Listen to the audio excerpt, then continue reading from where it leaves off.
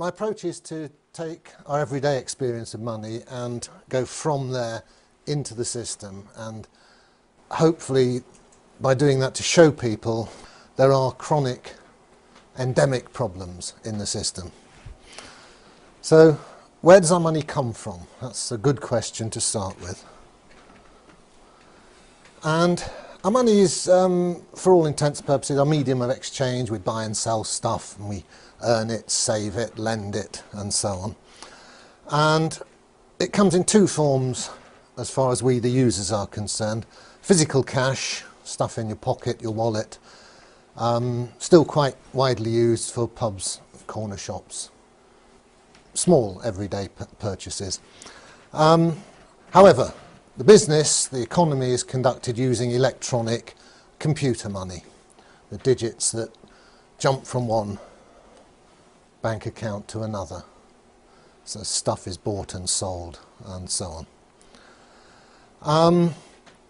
So these money numbers, as we might think of them, these numbers within the bank's computers, are our medium of exchange. It's what we use to run our economy, and in that sense they are our money supply. So the question then arises, how do they come into being? Where do they come from? How do they get into the computers? How do they originate? And most people in this room know the answer to that, but let's have a look. First of all, we need some terminology. We need to start thinking like accountants, and two good concepts we need are assets and liabilities. I find this approach better than thinking of money flows, because that's a bit of an anachronism from when money was stuff and it used to actually physically move. All that changes now are the numbers. Some go up and some go down, and let's see how that works. So assets and liabilities. Well, an asset, in our context, we're talking about monetary assets. And obviously, you know, your family is an asset to you, but we're narrowing down monetary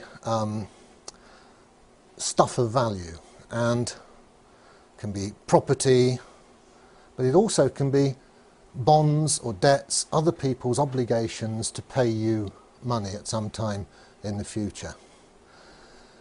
Conversely, on the other side of that equation, there's liabilities, and that's something which is going to cost you. You have an obligation to somebody else, perhaps, to pay them money back at some time. So if I borrow money from you, then there's a dual aspect to that debt. It's my liability because I owe you, and it's your asset because you have a claim on me in the future. Now, the same contract relationship exists between banks and their customers, their clients, both borrowers and depositors. So let's say I've got a mortgage with a bank, I'm a debtor to the bank, I owe to the bank, then that debt is of course my liability, but it's also the bank's asset. The bank treats it as a piece of wealth, something of value to the bank. The other side, my money in the bank, you log into your bank account and you maybe have a few hundred, a few thousand there, and you feel good about that. That's my money, there it is. Well, that's not quite how it is.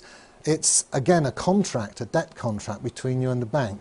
This time it's the bank's liability. They might need to hand over some real money to you if you come into the bank and demand it, and it's your asset. So because you've put your money in the bank, what's actually gone on in law, in contract, is that you've lent it to the bank.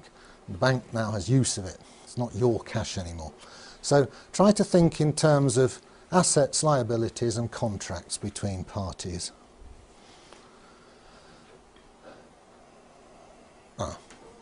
And my approach is to, within this way of thinking, just to look at everyday transactions and try and build up a picture of how these numbers change within the system. So we look at what's called the bank's balance sheet, and we'll go on to that in the next slide. What is a balance sheet? It's just an accounting convention where you list on one side of the paper, one side of the computer screen, all the assets of an entity, and on the other side all its liabilities. And double entry bookkeeping is a way of maintaining exact balance between these two sides. We'll see that. So then we see how these money numbers change for each basic operation, putting money in, taking it out, transactions, moving it from one account to another. And you can see then from this bottom-up approach, going from the particular to the general, from the detailed to the more global picture, that emergent properties of the whole system are revealed as chronic problems. Okay, an initial balance sheet. A bunch of people get together and get hold of a banking license and join the game. This is their initial balance sheet. Their assets start off as all the money that the investors put in as shareholders. That goes to an account at the Bank of England. On the other side of the sheet, this is a little more subtle. This is a liability to the bank as an entity which has a debt to its shareholders. So conceptually you have to separate the shareholders from the entity which is the bank itself. And the initial liability of the bank is what's called the shareholders' capital account. It's how much the bank sort of owes back to the shareholders should it be wound up. So if the bank ceases to exist, the shareholders have this claim on the assets of the bank. Therefore it's a liability of the bank, an asset to the shareholders. Right, well, that's the initial balance sheet. How does that balance sheet change when somebody comes along to the bank and wants a loan, a £100,000 mortgage, say?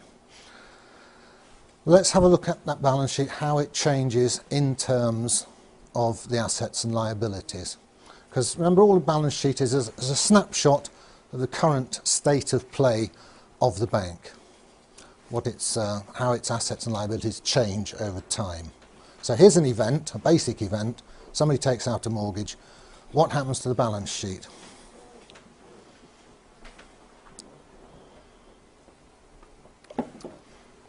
Well, very schematically, this. The bank's assets go up 100,000 because this person who walked in the door now owes the bank £100,000, which wasn't owed to the bank before. So the bank's got £100,000 extra assets to what it had before the event. How is that balanced? Well, the borrower, the person who took out the loan, has £100,000 in his current account. Actually, probably has gone to his solicitor's current account in practice, but it is a liability to the banking system. When we're just pretending to look at one bank as though everything's happening in one bank, but conceptually that's okay if you think of it as the whole banking system. Obviously you might borrow from one bank and deposit it in another, but with a combined view of the multiple balance sheets of the banks, you can represent it schematically as this. So what's happened here is somebody in the bank has approved a loan and has just typed in £100,000 onto the asset side of the bank's balance sheet, however that's represented in the computers, and has typed in £100,000 into the current account of whoever's going to receive the money. There's no stuff has moved, two numbers have changed.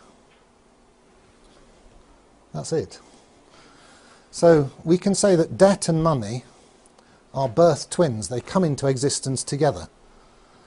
When a new loan is made, the debt and the money come into being in equal measure on opposite sides of the balance sheet. So the balance sheet is expanded in tandem, new accounting entries of debt numbers and money numbers.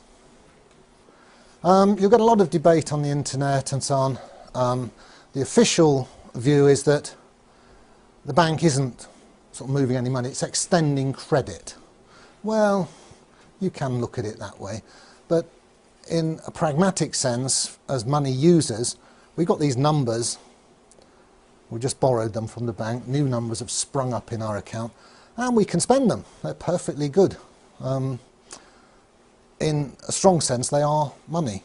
They are a medium of exchange. Ask yourself, what's in your bank account? I got that from that advert that was going around at the time, what's in your wallet?